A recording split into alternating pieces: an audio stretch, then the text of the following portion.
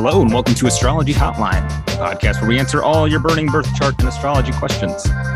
I'm Kyle Pierce, and joining me today is Joe G.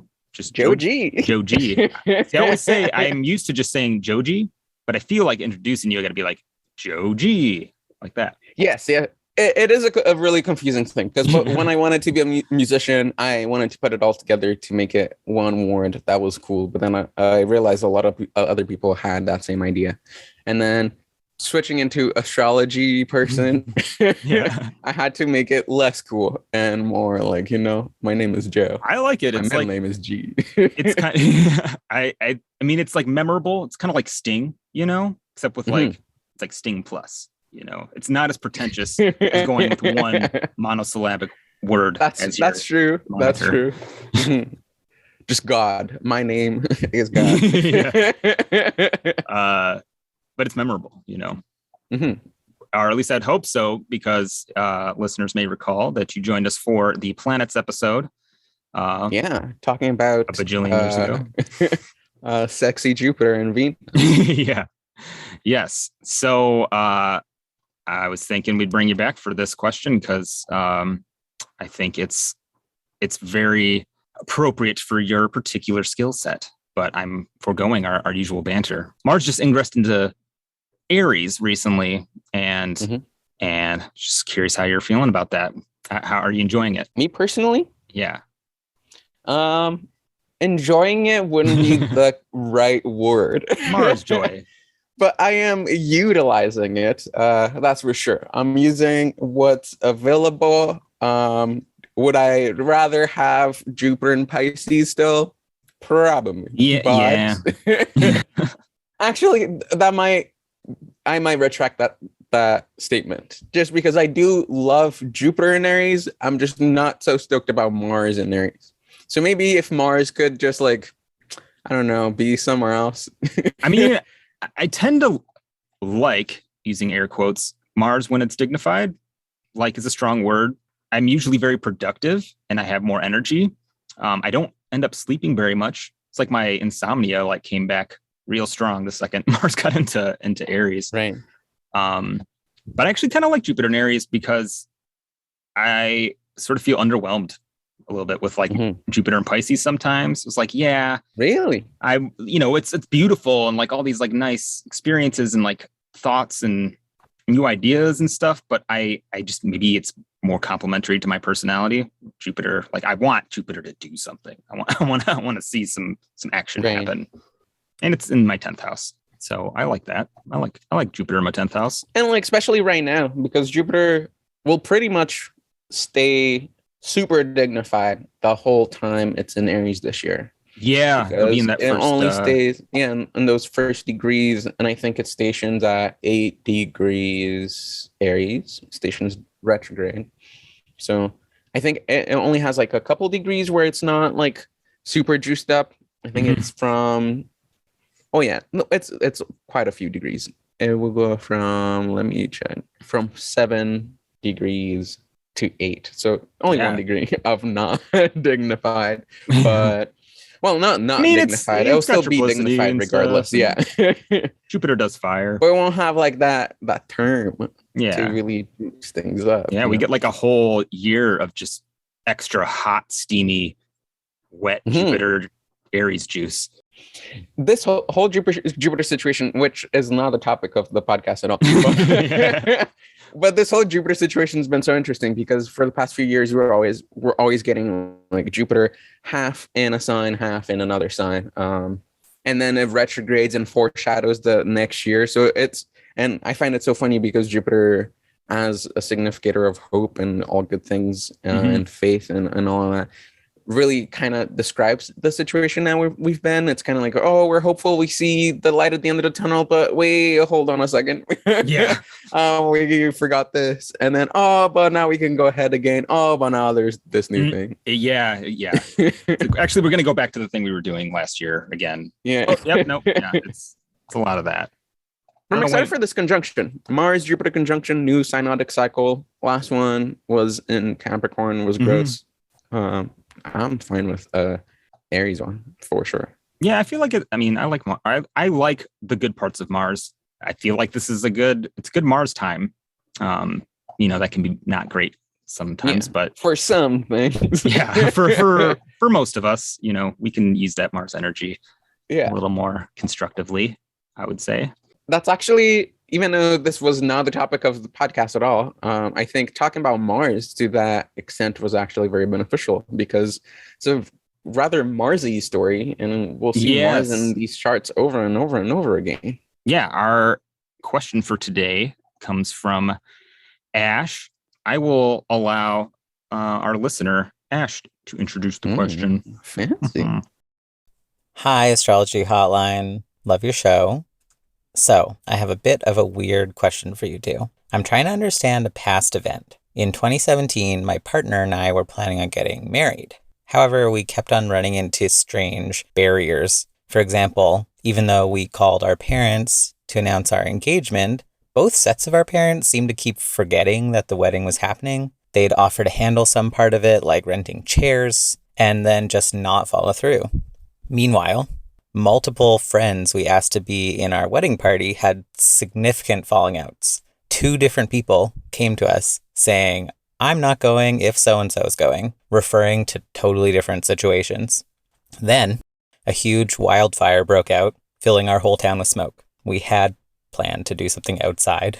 We ended up canceling the wedding super last minute because it just didn't get put together in time. My question is, what is your take as to what was going on? Also, we're still together and our relationship is stronger than ever. Sometimes we still talk about getting married, so what can we do to avoid a repeat? All right. Awesome. I love this question. I just want to say thank you, Ash, for sending this in and actually sending in the audio. Yeah. And just all other listeners who are considering sending in a question. While it is not required that you send in an audio, I feel like Ash just upped the standard. So I feel like you guys better you better bring it. You better get with this new format. I may send in a question, actually. Yeah, do please. Mm-hmm. More questions. I want to be able to bathe in questions. I just want to be showered in them. Nice. Sweet. So the whole town catches on fire. Yeah, I know. What I love about this question, and while I mean, of course, I'm sorry to hear that it didn't go well. Obviously, I'm really glad to hear that you guys are still together and the attitude around it is really positive. But what I sort of enjoy about this is that it's like the universe just didn't want you to get married right then. Right. And that's like when you're like, astrology, what are you doing? And we are here to answer that question, right? I just find it like so fascinating because this is one of those questions where if you were to ask it in a non-astrological setting to, well, if like a scientist, let's say a scientist had a whole bunch of astrologers and they're like, what would you think is the planet and configuration that would cause a whole town to catch on fire? And everyone, of course, would say Mars. And to go back to the charts and see Mars consistently in every single one of them doing something rather rambunctious was quite entertaining. Yeah, I know. I love how like listening to the question, I can even remember like what I probably would have said pre-astrology, Kyle. Pre-astrology, Kyle would have said, and he would have said, don't get married, just elope. Like to avoid the whole thing, which could be an option. But I'm also the astrologer brain kicks on, and you start imagining like, oh, what sort of chart would describe this? And you start like putting planets and houses in your brain. But Mars is always just the first thing that I think of. Maybe Uranus, but it's almost always Mars when it comes to fire. Oh, for sure. Mars, fire, for sure. Mars and the sun, which, funny enough, we do have that in the chart. Should we talk about the chart? Because I'm really excited to talk about this one. Yeah, let's. So we actually, Ash actually shared with us, we have several charts in this, which I love. This is a complex sort of map we're going to try to make some sense into. Keep thinking of that meme of Charlie from It's Always Sunny in Philadelphia. where he's yes, putting all the stuff together, and he's I'm gonna try to do a lower key version of that. But yeah, let's start with the chart for the engagement, right? Or the canceled wedding. The engagement. Okay, I wanted to start with the canceled wedding because it's like the most immediate thing. Well, you're actually let's do it. This sort of makes sense. We'll start with the event. We're like investigators. And then break it down. Start with the scene of the crime, and then we will work backwards. Yes, figure out 100%. What happened. Sweet. All right. Yeah, I'm going to highly recommend that listeners look at this chart. Look at the show notes. There's a bunch of charts, and to really piece it all together, you're probably going to want to be able to see it. So, yeah, take it away, Joe G. I was actually going to ask you, what was like the first thing that really like spoke to you about this chart when you first looked at it?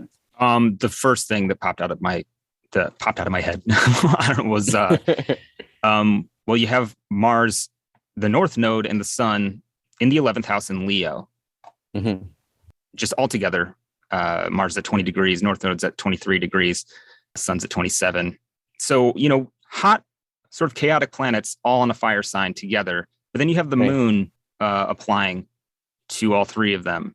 It's at about 13 degrees Leo, and it's on its way to wait, the moon was at 13 degrees Leo? So when I'm canceled wedding, did I put the chart in right? August 20th. Maybe I put it 17. wrong. Oh, it's August 20th, 2017. I have a typo. I hate when that happens. I had such an episode of that not that long ago. 10th. August 10th. Now it makes it so much more. You also have the moon in there.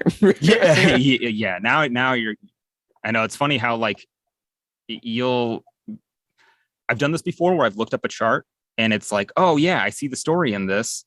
But then I find out I got the wrong chart, and if I'm like really disappointed or something. But then I look at the actual chart and I'm like, oh yeah, this is so much more descriptive. And this one I like a lot because the previous one, the one that I was looking at, was August 10th, and you'd have the moon in the 6th house in Pisces. And that to me was a little bit intriguing because I was like, why would the moon be in Pisces in the 6th house for a wedding? I feel like that doesn't make much sense. So I was trying to go for a little bit of a stretch and like really interpreting some other things. But now that the moon is together with Mars and the Sun in the 11th house with Leo, then the topic of fire really becomes a lot more evident, especially with the chart I have. Looking at days and hours, we also have day and hour of the Sun and Moon. So that would further emphasize that even that Leo. And this is like an eclipse. Oh that's wow! About to happen. It's actually that is right. No, this was not the big eclipse in Leo, right? No, that was 2008. No, this was the big eclipse, the great eclipse in North America. The American one? I think so. Right? That sounds about right. Wow. That's, I mean, almost aside from the wedding, the fact that like a big wildfire occurred, that I didn't hear about that is funny. But yeah, that was like a huge eclipse. But were you into astrology at that point already? Like heavily into it? Not as heavily. No, that was like actually right when I was starting to get heavily into it. I had like some familiarity with it, and it was like kept kind of grabbing my attention, and it was like calling to me. And it was maybe a month or two after this. Right. I'm asking that just because like usually now that I'm an astrologer, and I'm sure you relate to that too, I can remember news events so well. Oh yeah, I know. There's so much more context. Like, there was a fire at this time. Yeah. It makes like the world has gotten more interesting. People have gotten more interesting. Everything that happens in the world is more interesting because I have the context of astrology to sort of hold it all together, or I don't know, to assign some sort of meaning to it, because otherwise it just seems like stuff. And I think that this chart actually illustrates it really well to also see how like an event that is quote unquote negative Mhm. is also like part of the plan, like the big picture plan. Yeah. Let me go over the chart so that people know what we're talking about if they're not looking at it. Mhm. So Libra rising chart with Jupiter in Libra, about 20 degrees. Ascendant's at about 8 degrees. You have Mercury in the 12th house, 12th hold sign house at 8 degrees of Virgo. Sun at 27 degrees of Leo. North Node at 23 degrees of Leo. Mars at 20 degrees of Leo. And the Moon at 13 degrees of Leo on the 11th whole sign house. Right. And then you also have Venus at 23 degrees of Cancer in the 10th. Saturn, 21 degrees of Sagittarius in the 3rd. And then you have Pluto, 17 degrees of Capricorn in the 4th. Neptune at 13 degrees Pisces in the 6th. And Uranus at 28 degrees of Aries in the 7th. Right. So one of the things that I was going to talk about, just on the topic of eclipses, because I was writing horoscopes for this eclipse that just passed as we're recording this. Oh, yeah. We're recording within the lunar cycle of the first eclipse of the year. And whenever it came to Cancer Capricorn, I was always like really unsure how to interpret eclipses in the 11th and the 5th house.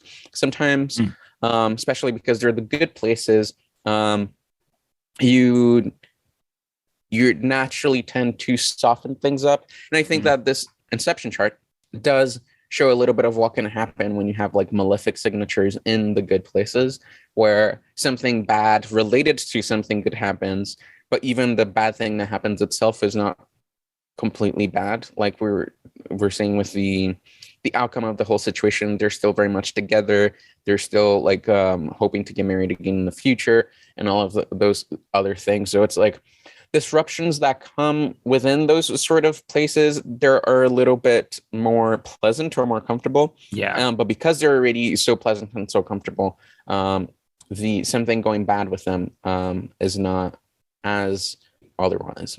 It's like you have bowl of strawberries and honey. Yeah. And you just decided to, like, I don't know, put some lemon in it. It adds a little bit of zing. But maybe you find out you're allergic to lemon and you have to decide to just eat the strawberries with honey. But at the end of the day, you're still eating strawberries with honey, you know? Yeah. And now you know that you have an allergy. Yeah. It's actually why I think it's really good that you're here, even though I've been making my way in that direction, because I, focus on natal pretty predominantly and sort of came into, horary and elections and event charts, I guess, if you will, or inceptional kind of charts. Yeah. The idea that, you do any sort of action, anything that's happening at any given moment, if you cast a chart for it, it will describe what's happening in that moment, often quite descriptively. Yeah, so I tend to look at charts. I still have that sort of natal angle. And but there's sort of a different set of rules that you tend to use for maybe reading a chart like this. But I don't want to interject because I feel like you're going on a thought, but I actually do the opposite of it. I started applying the rules that I do to my inception charts and my horary charts and election charts to natal charts, especially for timing and like really like going down on a particular event. And that's probably something that we can do once we take a look at the charts of the natives that participated in this event. But just the fact that you can time, and especially with time lords, because a lot of the things, a lot of the techniques from traditional astrology rely on time lords, and usually all the information that you get, all the information, quote unquote, that you get is that this planet is important at this time. Yeah. Oh yeah. And if that's all you know, you don't have much to go. But if you applying the same rules you would apply to an inception, like seeing how in this case Mars signifies the wedding, and the wedding is in the 11th house, with all these other fiery significations, and seeing how fire, the topic of fire, would be relevant to the wedding in some way, shape, or form at this time. Not always so literally, or you wouldn't assume. I keep finding it that it is more often than not very literal, but the thing with the thing with that is that there's more than one literal manifestation of the thing that you're seeing. Like fire can come in many different ways. Like this was a forest fire, but Kindle fire would be just as fitting, just as literal, but it's a different thing. Yeah. So yeah, I don't really know where I'm going with this. I know. But yeah. Well, I did. This is why I didn't want to interrupt you, because I thought you were going a specific place, and I kind of just wanted to. Oh yeah, no. It's the spirit of the time right now. I actually should have looked at the chart for when we started the episode. I bet you Mercury's like on an angle or something. Mercury retrograde at the Ascendant. Square Saturn. Oh. Well, what I was going to say is when I started studying like event charts and horary and elections and everything, my natal work got a lot better, because when you start applying the chart to very specific circumstances and situations, you are able to sort of take the kind of abstract natal chart and start placing it in different situations in people's lives, because it's like you're sort of getting your chart over and over again in different forms. But yeah, anyway, that's about the 11th house. All right. So when you see something difficult in the 11th house, or like an eclipse in the 11th and 5th house, I'll often see it in natal charts. It'll be kind of like maybe things that are objectively like a little more negative, like an argument with friends, or, just something that's not a great situation, but ends up leading to a positive outcome. And that's sort of like a theme that I get maybe in this chart is like maybe it was in some way ended up being a good thing that you guys didn't get married at this time. Like maybe it was better for your relationship in the long term. Yeah, I think we can definitely say that, especially because if we're looking at the sun and we're paying attention to counteraction, the sun ruling the 11th house, which is where Mars, who symbolizes the wedding in this case, is at, even though Mars is not necessarily dignified in there, doesn't have triplicity or anything like that, and it's actually moving towards the sun, which is a conditional maltreatment, meaning that Mars is invisible and under the beams. Even though there's all of that difficulty kind of happening there that we do, of course, see in the wedding itself. Because the sun is in such a good position, it's in its own sign and in the 11th house. It's like the shitty event, the most immediate thing is Mars, is the wedding. But then because Mars is all in this context of the 11th house of hopes, dreams, and all good things, the house of good spirit and all that, those sort of the positivity of the overall topic, I guess, the union between both partners and the hope for building of life together counteracts the difficulty that might have showed up in that place. Yeah, because I'm sure there are many other weddings that went through the same sort of situation and people didn't stick together for one reason or another, Yeah, I guess that's maybe my main thought was like, I wouldn't necessarily want to get married under this particular chart. Right. The moon is, again, its next aspect is that conjunction with Mars, I think. Actually, well, Mars and Jupiter are an exact sextile. But so the moon's going to basically get to a sextile and a conjunction with Mars at the same time, which is sort of an interesting thought, the way things sort of played out. But it's also, I would probably look at the conjunction with Mars as being the most immediate and impactful. And it's also a closing, it's a waning moon. It's a dark moon. It's going into the sun. It's about to close out, and it's literally about to be an eclipse. Yeah. So it's you don't always want to start. It depends on what you're trying to start, obviously, but a union like a marriage, I wouldn't necessarily want to begin on an eclipse. It's a little ominous, especially with because they did ask a thing at the end, like how to make sure this doesn't happen again. And for me, no Mars at the Descendant. Oh yeah. No Mars ruling the Descendant on a wedding chart. That's for sure. If you want, I would go for like Venus for sure, maybe Jupiter, moon even if the moon is feeling nice. But It's funny, Mars, I don't think it's the most wedding like planet. yeah, it's good if what is it? Put Mars in the ascendant or related to the ascendant. It can be good for electing for a fight or a dispute somebody.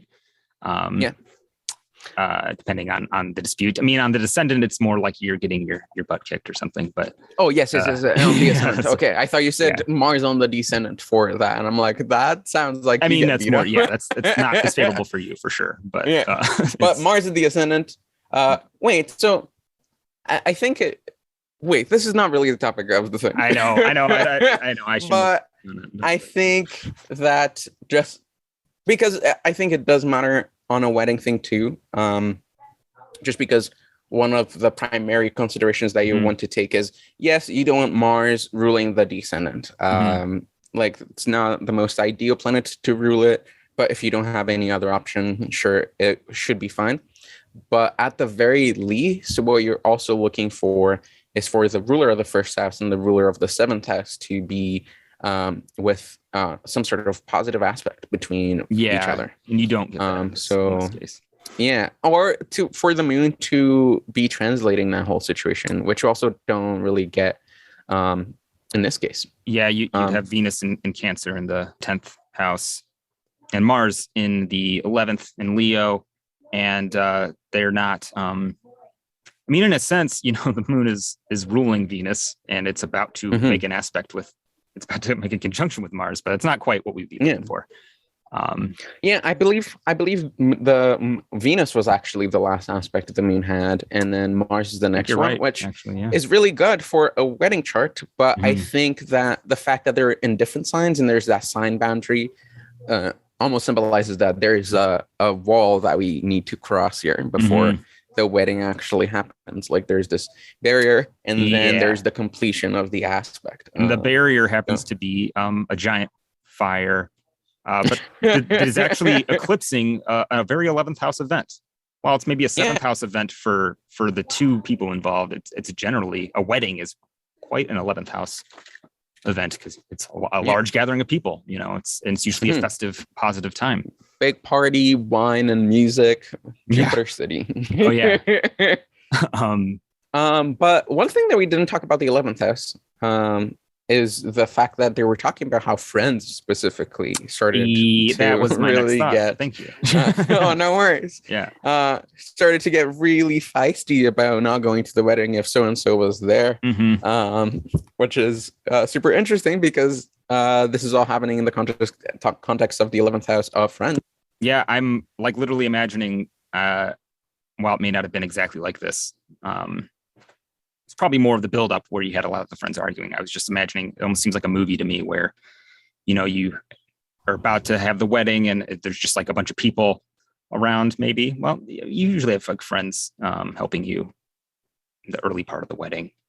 I don't know. I've only been to one actual like big legit wedding, but I don't think I've ever been to like a proper wedding. Yeah, to be honest. Only one actually, and it was a pretty big one. But there's usually a lot of like festivities building up to it. Depends on your wedding, obviously, but it's just like it looks kind of like an 11th house situation where there's a lot of bickering and fighting going on with Mars, and then like the whole thing just sort of gets swept away in an eclipse or in a forest fire. And it disappears, which is really funny because Mars is under the beams and Mars symbolizing the actual wedding. It's like the wedding was here, now it's not. Yeah. But you do have what's interesting is like you have Jupiter in the first house. Right. It's not like on the ascendant, but it's will rise eventually, and that's generally like a positive sort of indicator. So I mean, it's like maybe for sure, like it being for the best overall. Or just Mars, Jupiter and Libra is like maybe good at keeping people together beyond a difficult. Yeah, and Jupiter also has a Decan dignity over there. Oh yeah. Too.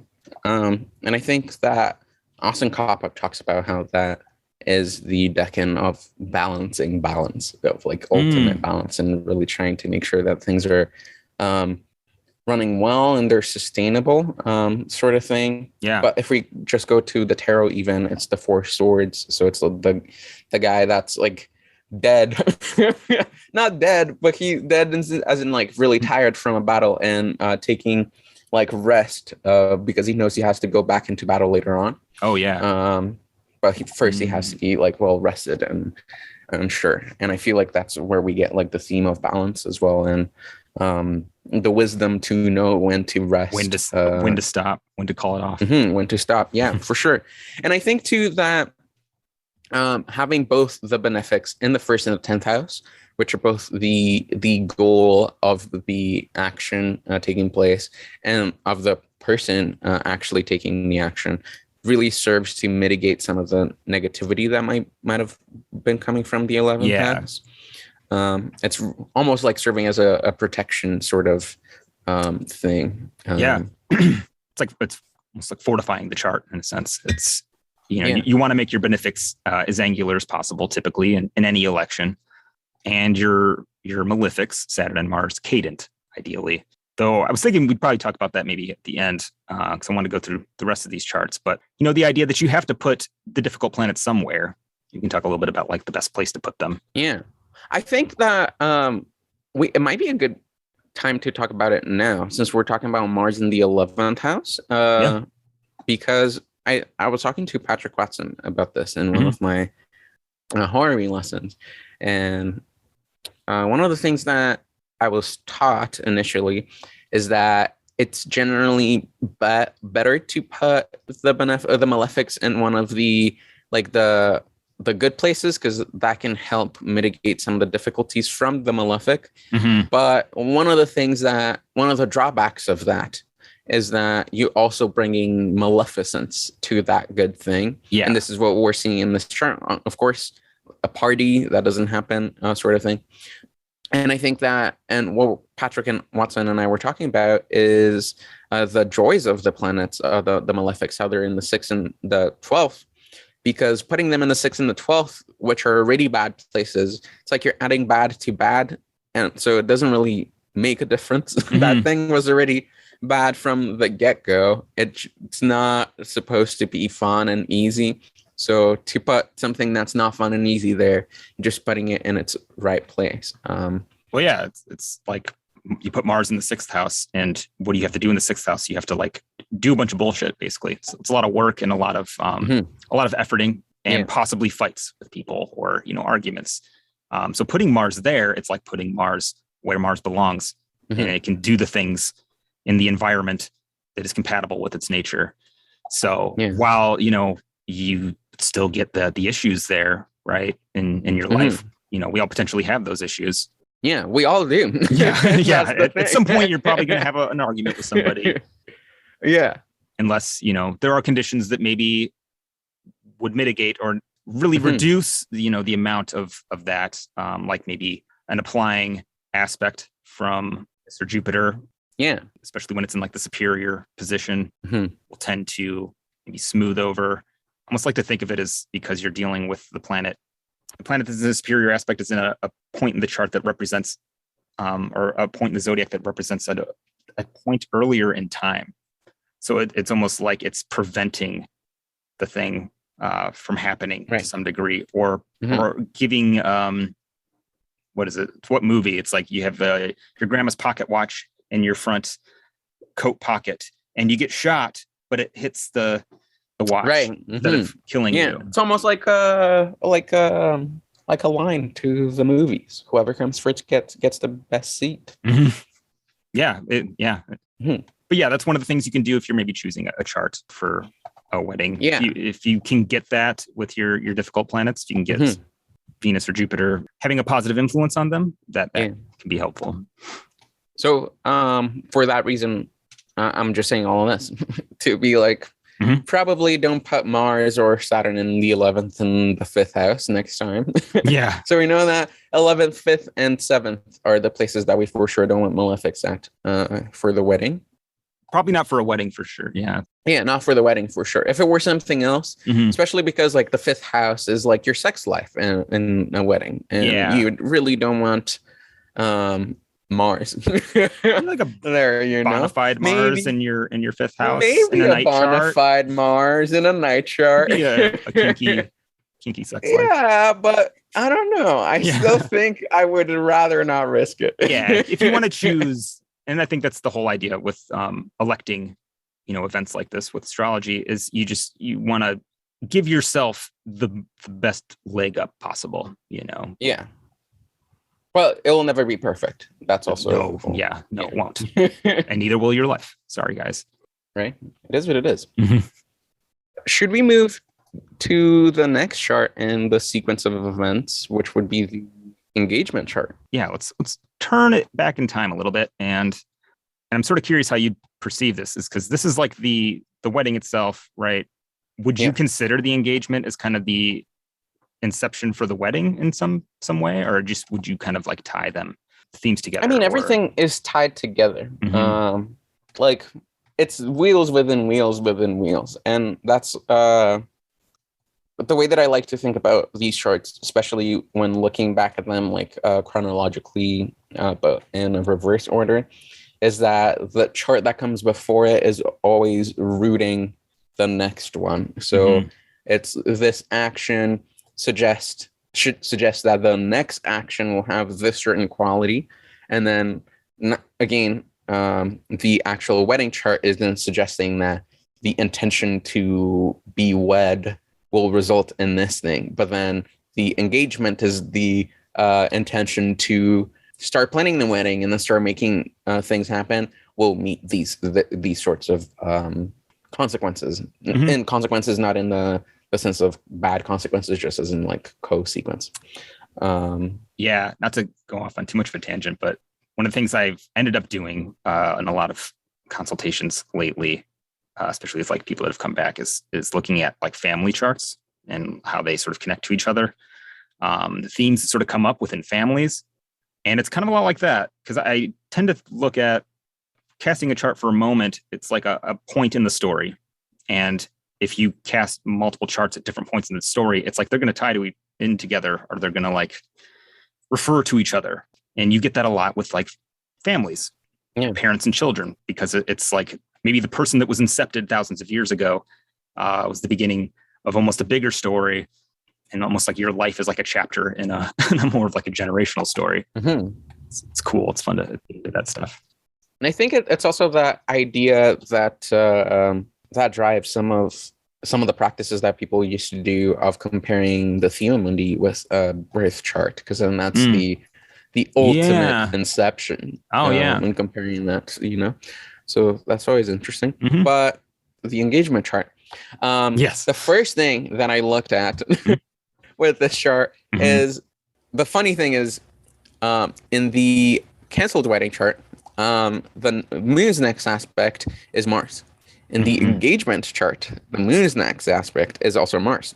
It's again, we have that Marsiness doing its own thing. Yeah. But what's intriguing about this too is down that the chart real quick.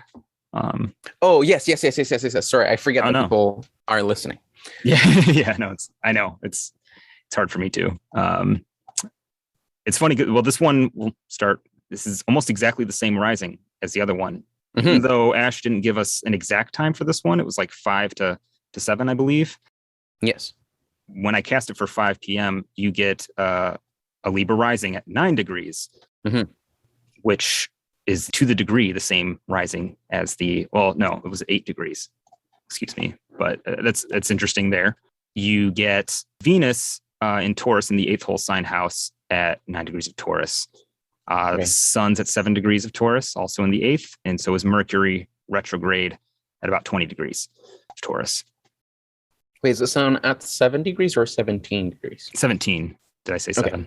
And then you get the moon in Gemini at 4 degrees, Jupiter in Virgo at 13 degrees in the 12th, and Mars retrograde 6 degrees of Sagittarius with Saturn at 14 degrees, also retrograde at 14 degrees of Sagittarius. Right.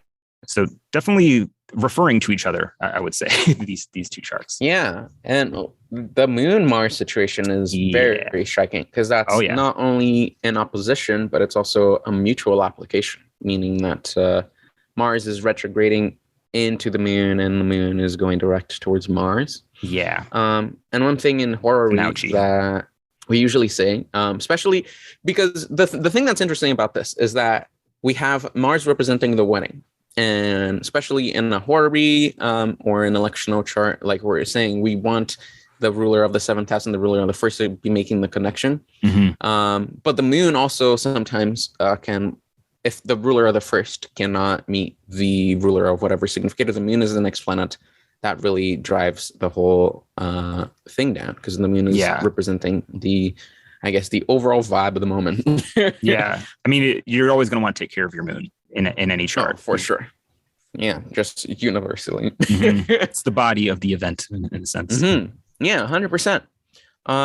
But in this chart, so we do have that connection, the Moon applying to Mars. So it does suggest, just by looking at it, that the thing does happen. But one thing that Horary also will tell you is that whenever you have this sort of thing happening, where the significator that you're looking for and you or the Moon in the chart is applying to that significator or making a connection, if it is through an opposition, then that usually delineates a certain degree of regret or something that happens that needs to be later stopped, or something that happens that ultimately leaves you with like a bittersweet sort of taste in your mouth after the thing is actually done. Yeah. And I think the regret might not be the exact word we'd use for this one, but we definitely had the intention to start something, and then we had to backtrack and not do that thing. Yeah. So I still do think that the topic of both significators meeting through an opposition is very much evident in this chart. Yeah. Well, just to restate maybe what I said, is that this is the chart for an engagement. So it's like the engagement is happening. And, I think regret is actually a good way of putting it, or it is the theme that kind of comes up with the opposition. But it's not necessarily like, oh, I regret getting engaged with you. It's like, there's going to be maybe a bunch of bullshit to deal with that is going to impede or maybe not support the enjoyment of the event. And it sounds like from the start, it was like you were just running into issues with the whole arrangement. Friends bickering. I don't want to come if this person's going to be there. The parents not really being helpful. No, 100%. And I think that we also shouldn't understate the role of Saturn in that, because they do talk about how their families also seem to keep forgetting or seem to like not be like super, I guess, not following through all the way with the things that they've said. And that to me seems like a Saturn and Sagittarius sort of trait to promise a lot and have like the big sort of like, yes, we'll do this, and then not realizing how much work it actually takes, or even just forgetting altogether that you promised to do that thing. even retrograde too. I mean, that's especially in like a horary retrograde Saturn. It's kind of like promising, but maybe not delivering. And then the Moon, I mean, it's not the next aspect, but like it'll make an opposition with Saturn. It's like having to remind, maybe like maybe you can get the parents to help you out, but you have to remind them, and they will make you feel like shit about it. And maybe not really actually deliver anything that you like. Yeah. The one thing that I thought was intriguing, though, was the situation with the 11th house here. Because then in this chart, we don't see friends being that big of a deal. And I wonder, this is my theoretical astrology hat coming in. And I wonder if that's because from the engagement to the actual wedding, the friends weren't that big of an issue. But when the closer you got to the actual wedding, that's when the friends started to become an issue. Because this is the chart for the engagement. And I think that the people who would more immediately affect the engagement or Yeah, the people who would more immediately affect the engagement would be the parents. And we do see the parents being a lot more prominent in this chart versus the actual chart of the canceled wedding. We do still have Saturn doing the same thing because Saturn moves so slowly, but it's not as loud as it is in this engagement chart, which I thought was really interesting. Yeah, I mean, you get the ruler of the 11th in the 8th, with Venus ruling the first house, but it's also not really seeing Mars. It's not seeing. Or seeing the wedding. No, that's right. Not seeing the wedding. Yeah, and it's actually Venus is actually.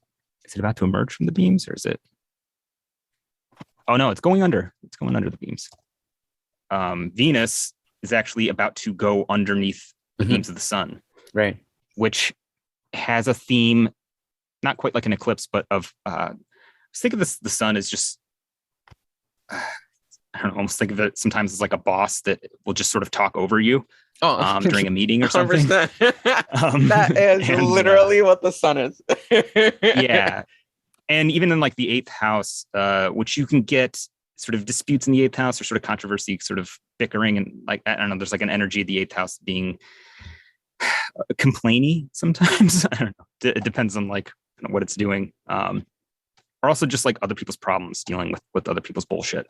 And Venus having to go underneath the ruler of the 11th house's beams, sort of having to maybe have their Venus-y experience, event, wedding, like be obfuscated or sort of crowded out by maybe the sun, which is rather complainy, rather whiny. I guess we could say this is a very Taurus sort of thing too. Not to be complainy, but just to be, I guess, particular about what you actually want in the wedding. Yes. Like to have the friends be like the sun and Taurus to be like, you know what, I don't really like that friend. That's gonna ruin my vibe. Oh yeah. Yeah, totally. That sounds very Taurus. I'm a sun and Taurus native, and oh no way. while the sun in Taurus especially, I feel like, is because it doesn't always like being in Venus signs in particular, can be a little like, I don't know, uncomfortable and kind of touchy and specific. Like it really wants specific things, wants things a certain way. I would think, particularly in like the 8th house, sort of like expecting other people to accommodate that for them. Seems very sun and Taurus in the 8th house. Because also, what derived house is that? Oh, that's the 10th house from the friends. So if we treat like the Leo as the rising, because Leo represents friends in this chart. I always do that.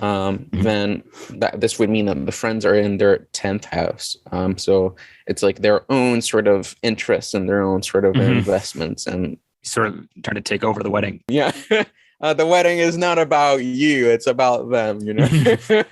Which is, I mean, it's a common story. It's not unheard of. It's friends sort of commandeering your wedding for you. Yeah, which sort of maybe leads into the idea that maybe, you know, it's a good thing that maybe if and when you guys do get married, you can do it maybe on your own terms, be a private ceremony.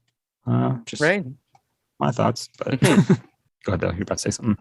I was, but not too much. I just thought it was interesting because then if we also look at the 11th house as the ascendant, the 11th house is not the only house where we find friends. We also find friends in the 3rd house, but different types of friends, more like fraternal types of friends and things like that, like really close friends.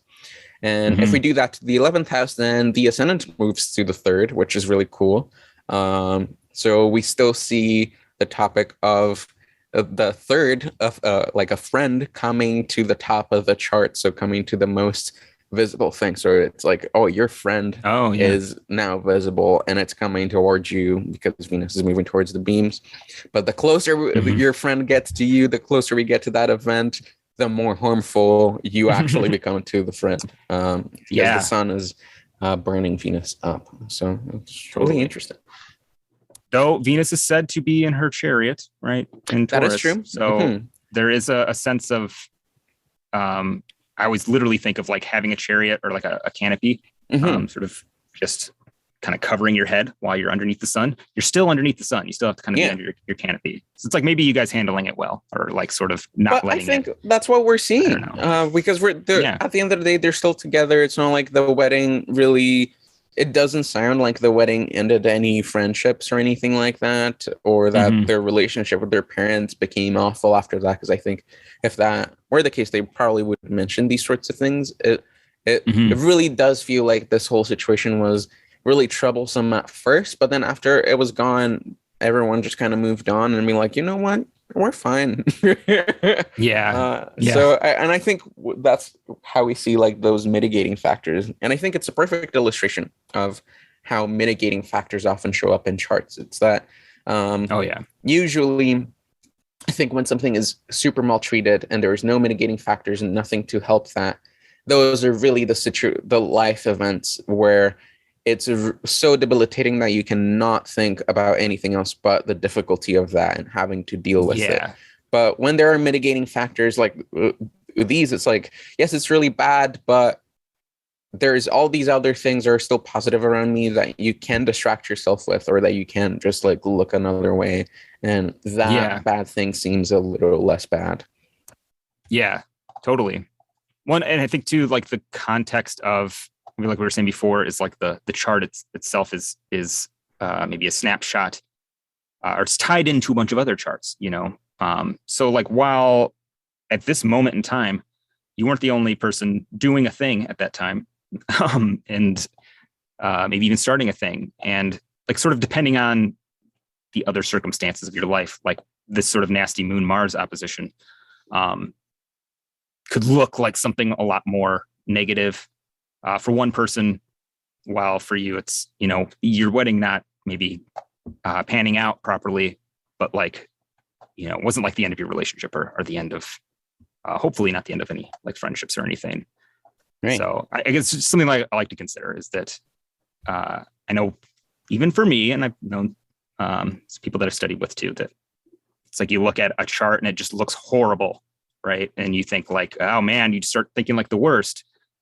You got to sort of put it in the context of your life too. I don't know, like it's for sure. How likely are you to be in, you know, to experience the worst case scenario, you know? As much does that tie into your life? No, I think we give a lot more weight to bad things and how easy really bad things can happen than we do to good things. Because we think that really good things are super rare and they only come around every once in a lifetime. And the same can be said about bad things, but it seems like for the most part, we seem to treat them like they're the exception to the rule. Like bad things, awful things happen all the time. Most things are mixed, you know?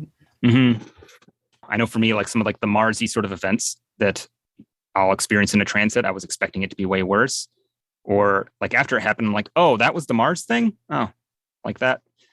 That's just sort of like, that's almost just normal Mars stuff. I don't know. There's lots of normal, like unpleasant things that we have to do every day. Or I don't know. It's sort of like, what story is it tying into? You know, if it's a war story, you know, it might be a little more extreme. But if it's most people's normal lives, you know, it may not be quite so extreme. 100%. And I did just want to take just a little look at the birth charts here that Ash sent us. So we have Ash's chart and their partner Lisa. Oh, maybe one thing to note too about the engagement chart real quick is that it was on the day of Saturn and the hour of Mars. Also, you know, if maybe you're choosing your times to do things. Yeah, I did see that too. I wouldn't necessarily pick it on a day of Saturn or day of Mars. Not that for sure. Not a wedding or engagement. Yeah. All right, we got Ash's chart here. I'll just go over it real quick just to give a little the frame maybe that we're dealing with, or maybe how we get a sense of how this might be tying into Ash's chart and later Lisa's chart. We get a Cancer rising with the ascendant at 10 degrees of Cancer and the South Node right on 11 degrees of Cancer.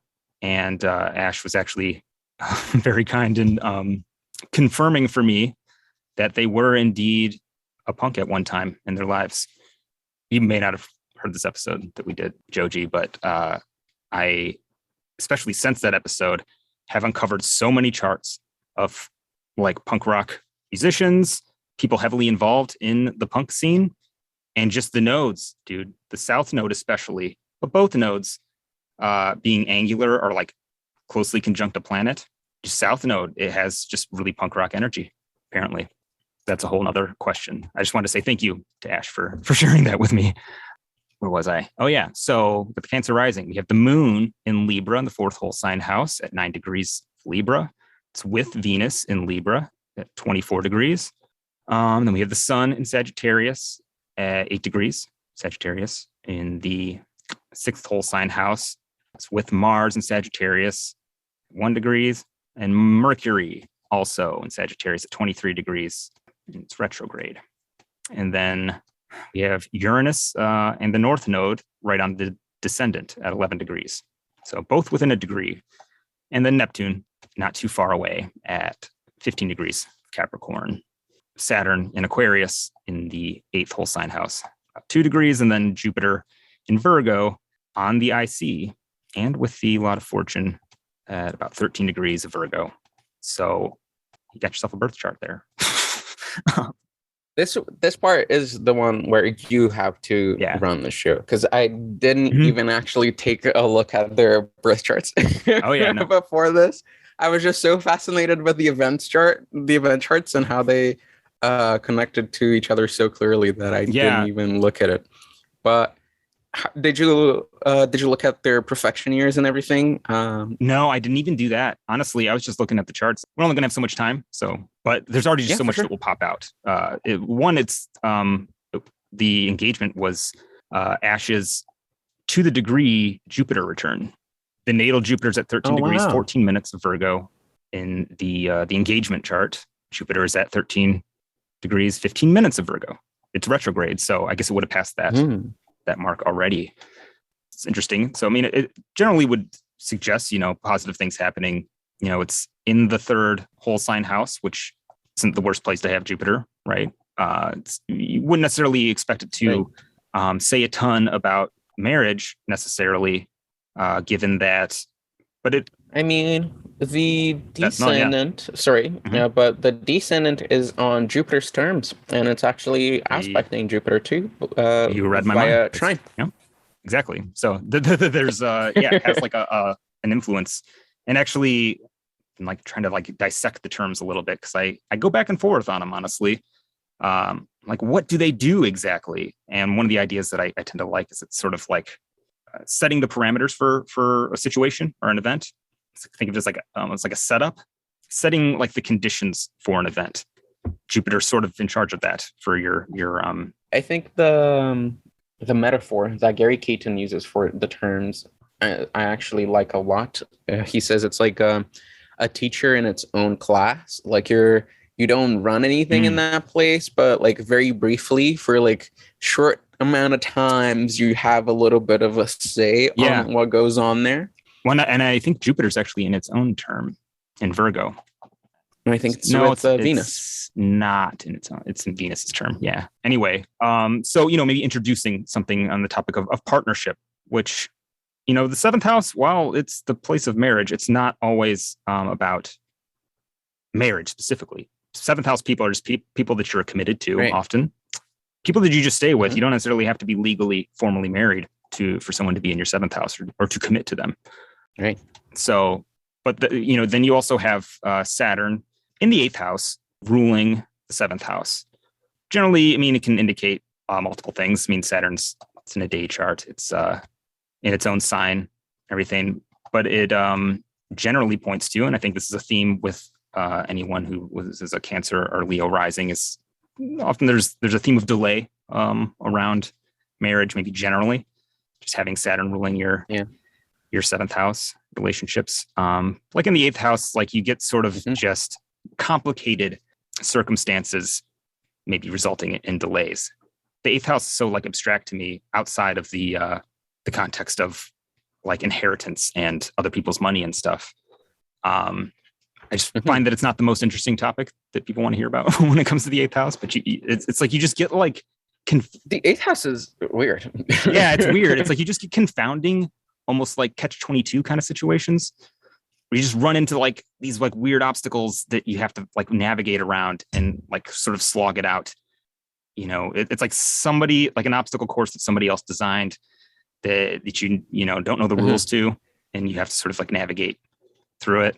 You know, just generally maybe some difficulties are about the actual marriage happening, but Saturn tends to, especially in a day chart in its own sign, tends to indicate things that improve over time. I would say that, I mean, there's nothing to me that indicates like no to marriage ever, or no to long-term partnership ever, especially post-Saturn return. Oh, not at all. If anything, this really looks like a long-standing relationship, like a very strong, like, and lasting. Ruler of the 7th and the 8th seems to often show up as just people who are like very committed, like long-term approach towards relationships, like through thick and thin kind of stuff, till death to his part sort of approach. But here's a thought, though. I was just looking into this, and this might be a longer tangent than we have time to, because I see that we already reached time. But one of the things that I'm really fascinated about is Almuten, and trying to figure out what happens when a planet is unable to see the house that it's supposed to take care of, and another planet actually can see it. And in this case, with Capricorn, we have both Saturn and Mars, who is the exaltation lord of Capricorn, unable to see Capricorn, which is really interesting, because then that in a way can make it so that Saturn and Mars and the transits or directions or any other sort of timing technique related to those very directly might not always be obviously related to marriage and to partnerships. But on the other hand, like we're talking about how the Descendant is in Jupiter's terms, and Jupiter is actually trying to that. And that means that Jupiter is the planet most readily available to take care of the 7th house. And it's funny how we see a Jupiter return equate to an engagement. So I think that is also a very good case to illustrating that domicile is a lot more complicated than you'd think. You'll still get like the topic, maybe like you still get like information from the planet about the topic if it can't see the house, but it's like it is like it has to rely on something else to like maybe introduce the event, if you will. Right. But I know I want to wrap it up here, but there's a couple interesting things. I like how it's interesting that you have the North Node on the Descendant, South Node on the Ascendant, North Node's conjunct Uranus on the Descendant. So there's sort of the topic or suggestion of nodey things, eclipsey things happening maybe around the topic of weddings, you know, and the maybe having a wedding that where you actually almost were married underneath an eclipse is interesting. But it also, Uranus does get this association with fire. So that story about the guy who had this theory about Uranus, he's like, I wonder what it means. I think it has something to do with electricity or fire or something. And then during a transit, his house caught on fire, and he was so excited he like went out and started writing while his house burned down. Sorry to interrupt, but I really do have to share this. But the reason why I was losing my mind just a second ago is that this whole time I've been looking at this chart and I'm like, this chart looks so familiar. Like, I feel like I literally just read this chart, and I realized I literally did just read this chart. I just had a reading with. No way. No way. Yeah, I'm like, whoa, this is crazy. What are the chances of that? I mean, I guess they could have probably found you through Twitter. That's just Twitter. Yeah, I did a promo where I gave free Ascendant readings, and they were the ones to get it. That's wild. That's nuts. What are they? I don't know. Well, I mean, you know, small world, astrology world, not the same people. Small world indeed. Yeah. Sorry, I know that I probably threw you off, but I just thought that was so funny. I'm like, 10 degrees South Node conjoin the Ascendant. I'm like, I literally just talked about that the other day. It's interesting that like having the Mars in Sagittarius natally, and then the engagement chart also. So it was like a Mars return. So there's maybe some topic around Mars also being like a sort of ruler of Capricorn, sort of exaltation ruler, sort of pointing to something. But what I find really interesting is that Ash has the moon at 9 degrees Libra in the 4th house, ruling the ascendant. And both of these charts were the ascendant conjunct the moon in the birth chart. Just an interesting theme. I'm not just a funny little theme, but I wanted to just take it back to Lisa's real quick, because I think that's where we get actually maybe some more. I almost feel like the engagement seems to be more tied into Ash's chart, and the actual wedding is a little more Lisa's. I think it was Ash. I could be wrong. Yeah, I'm not really sure. Well, so I mean, it could have gone either way, but it seemed to be just tied in a little more to Ash's astrology.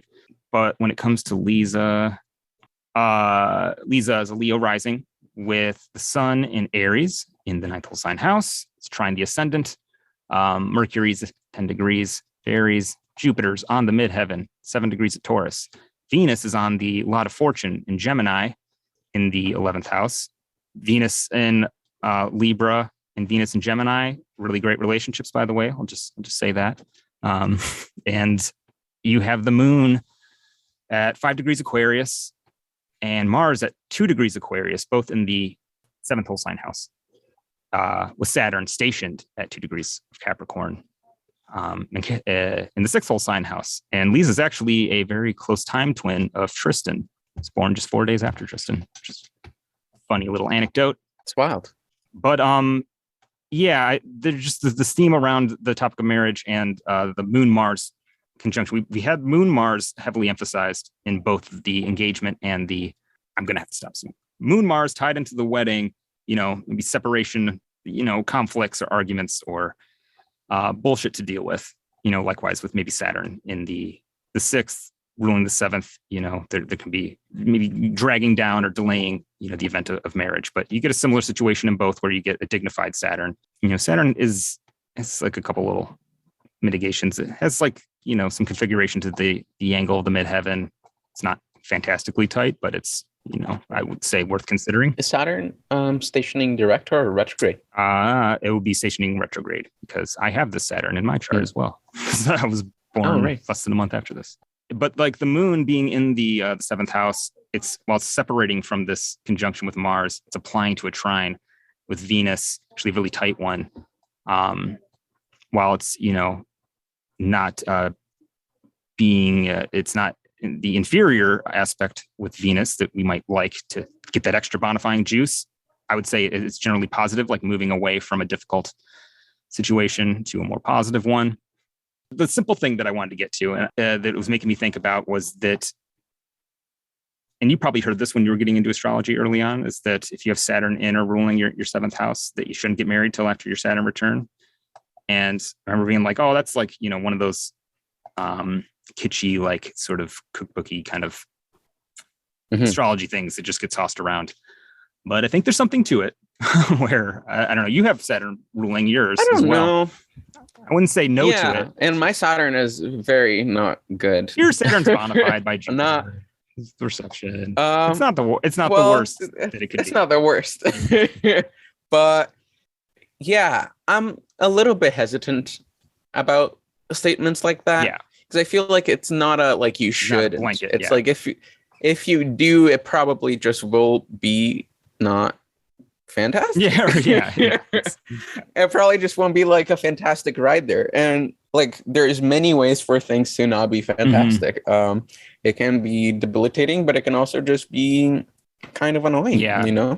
One thing for me, at least, an example of that is that my partner and I have always been long distance, which is a very Saturn thing. It's like the distance and the time that it takes for us to see each other, and we only see each other like very scarcely. So it can be things like that too, where you just are not able to see each other as often as you would like to, or you're not able to do the things you would want to right away and you have to wait it out. I think it's more of it gets better after the Saturn return than you shouldn't get married before the Saturn return. Totally. And that's, I mean, really what I tend to think of it as. And I mean, it's showed up in my life. I have Saturn on my Descendant in Capricorn, and it's like your relationship life, your seventh house, isn't fully cooked yet, maybe until post Saturn return.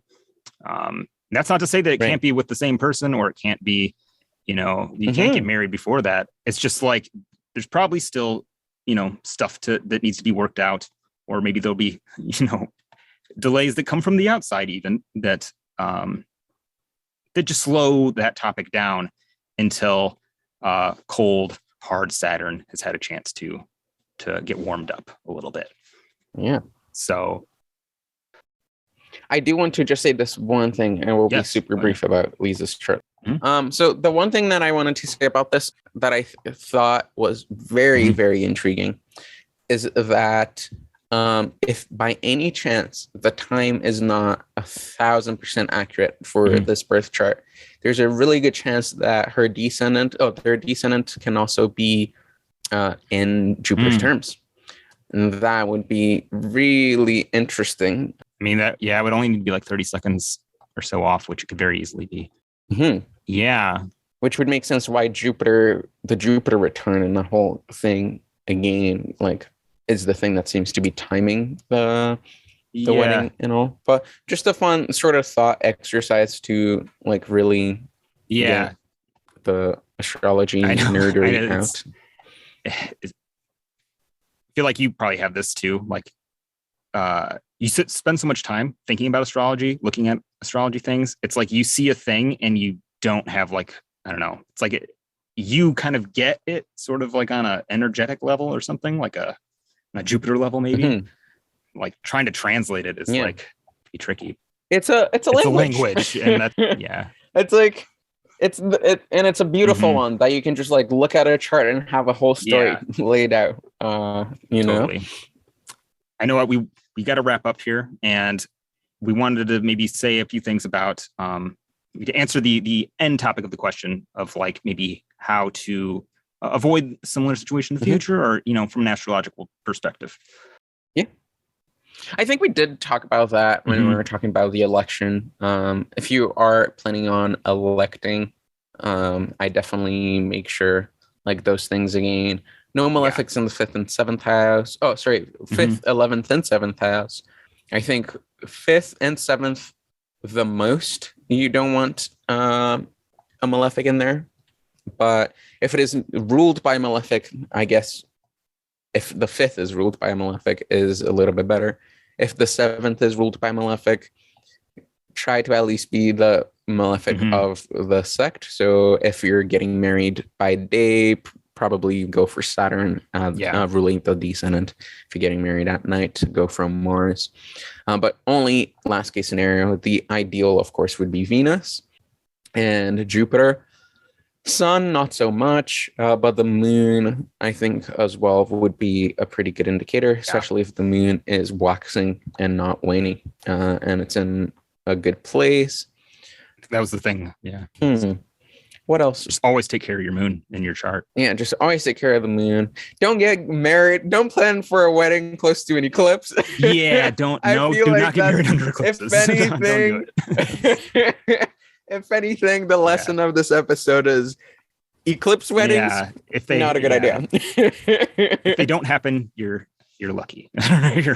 you're probably on the luck on that one. You have a benefic on an angle, like Lisa does here. And actually, for this I would actually prefer Jupiter, Venus, and at the IC over the MC. Oh yeah, what's that? Not just because the IC represents the home, but if you go by Dorotheus and looking at the stakes, the IC would represent the ultimate outcome of everything. So it's really how things end, and have a benefit there would ensure that the relationship has a good end. And I think that might sound a little scary, but everything does end. We ensuring there's a good end. You're probably making sure that the way towards that end is also good. Yeah. Yeah. So yeah, the 10th house being almost like the reason for waiting, like the reason for the event, or like why the thing is happening. yeah.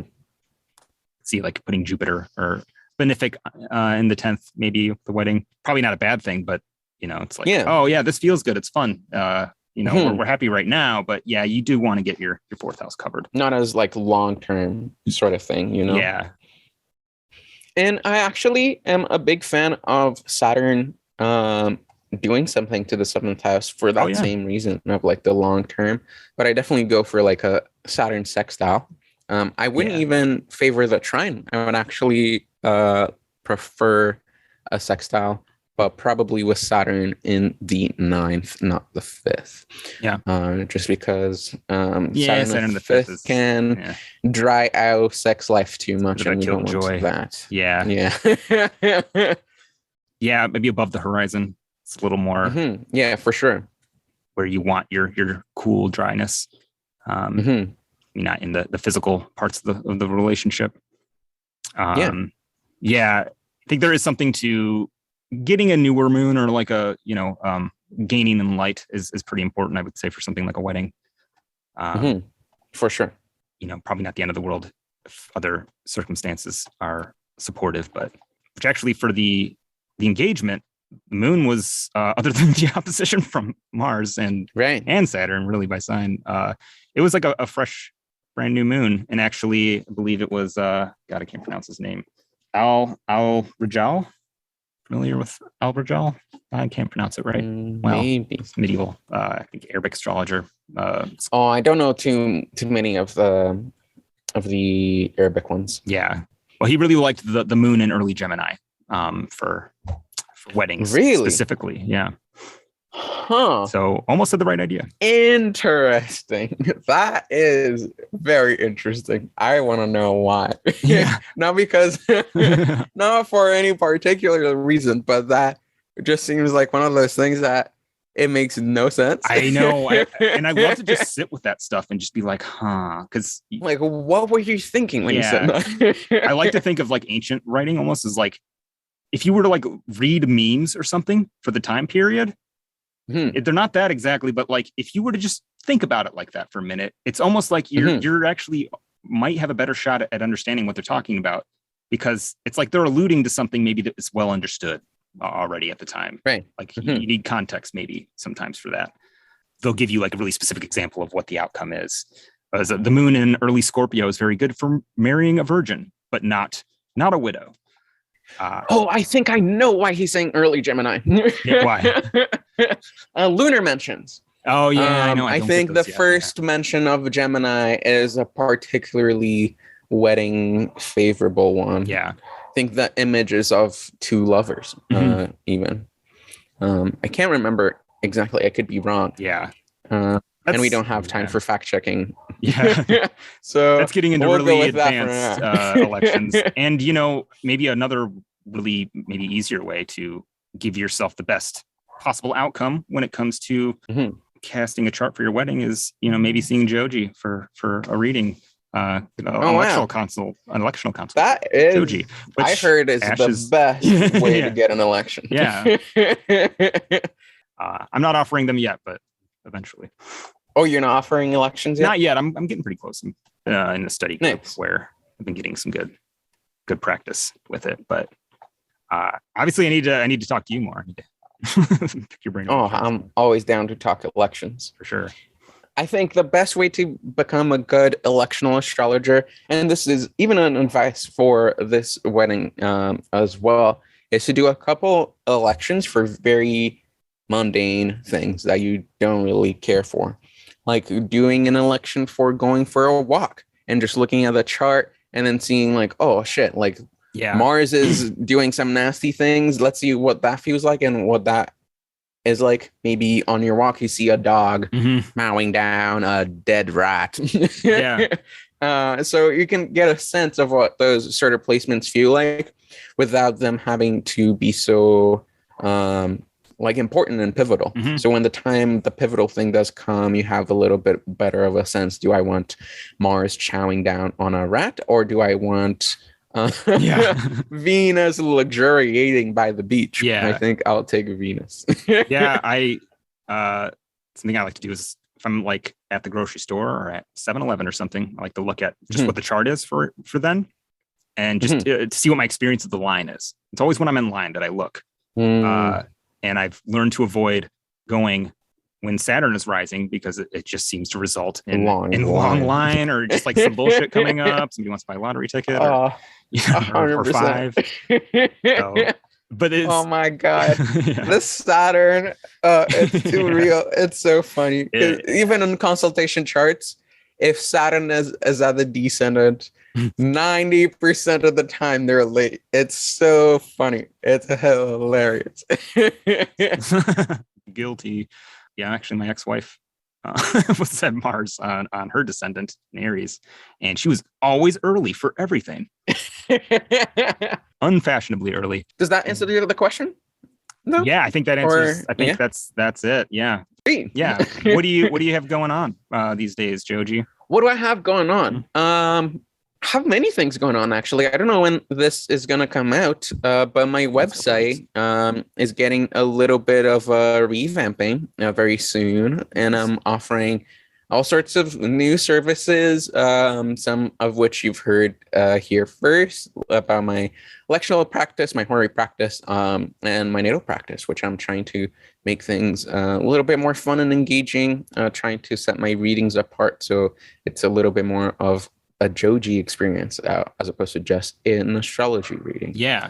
I think there's so many of those. Oh, yeah. Yeah.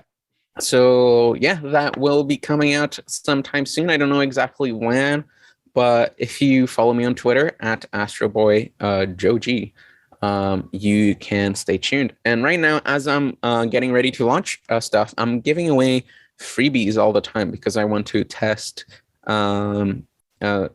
certain types of consultations and certain types of services first. So I'm offering for them for free for the lucky ones. So if you do follow me, you'll know when I'll do another one of those giveaways. And I think I will be doing one very soon for elections, actually. So if you want a free election, follow me on Twitter. I have to cast my lot in that competition, but you can just ask. Yeah, no, highly recommended. Do you do talismans for people too? I don't do talismans yet, but I guess this is a good time to announce my project that's coming probably sometime in the winter. But I'm right now working towards my certification as an astrology magician with Christopher Warnock. And once I have that, I want to start doing guided talisman practices. So if you interested in making talismans, I really like the idea of making it yourself. So a lot of these will be guided practices with how to set up the altar, all the materials that you need, all the images for the talismans, and it also comes coupled with more specific uses. So let's say you want a talisman for a specific thing, not just a general one that a whole bunch of people will also be using. We can also work on that together. But I'm always trying to aim it towards more so you making the talisman. So again, follow me on Twitter if you want to know more about that when that comes up soon. But I'm really excited. It's like my passion project right now. And I've already done a couple trial runs on Venus talisman, Venus Jupiter talisman, and my Mars talisman, both of them. Well, Jupiter, I got 5 people doing it together, and it was crazy because you believe these things work, especially me as a practitioner who is always doing these crazy planetary rituals. But to see it work like right away is really shocking. Like I'm saying this because one of the people that made the Jupiter talisman, they had already Jupiter natally in their 7th house, and what they wanted to do was get a job, and there were all sorts of things, but you just need to know that Jupiter was already pretty potent in their chart, and they made the talisman literally 2 hours after the ritual. a job that refused them earlier because they asked for a specific pay, and the company said it was too high. They called them back and they were like, you know what, your work is so good that we're willing to pay you that much. Oh, wow. And I was like, whoa, Jupiter is doing its thing for real. That's incredible. So yeah, talismans do work. And it's a good advertisement too. I want to get in on this. I could use some of that. Well, yeah, I'm looking forward to that. I can't wait to see all this. And then, yes, for me, I mean, you can, as always, book a reading with me on my website, KylePierceAstrologer.com. Joe G and I are also going to be involved in a symposium. Yes. Was it June 14th, called Rebecoming the One? Yes. It's going to be starting June 14th. Yeah. It's going to be lasting like a week or so. There's like, 30 something speakers. Yes, about that. And it's like a lot of astrologers, a lot of different types of people, but all sort of around the topic of sort of reframing our relationship with gender and sexuality in like a more positive way, sort of healing some of the negativity around that topic in the world. And right. I think it's a great event, and it's free, and it's absolutely free, and it's unbelievable. Yeah. There's so many great names there, like Gemini Brett, Ari Moshe, Kaylin Castell. Who else is there? Cameron Allen, Kyle Pierce, of course, Joe G. Kyle Pierce, Joe G as well. It's gonna be a sick time, guys. So please do come. Yeah. Well, with that, we'll call it a day. And thanks so much for joining me today, Joe G. And of course, forward to having you back. Hopefully, maybe for some. I want to talk more about this magic stuff. Okay. 100%. I do want to learn how to do this. I feel like it's something I literally need to be walked through. Had my hand held through. It is definitely intimidating. Especially when you get into the malefic ones, you're like, oh, I really don't want to put this out. Yeah, oh yeah. All right, well, see you all next time. Thanks for listening. Bye-bye. Bye.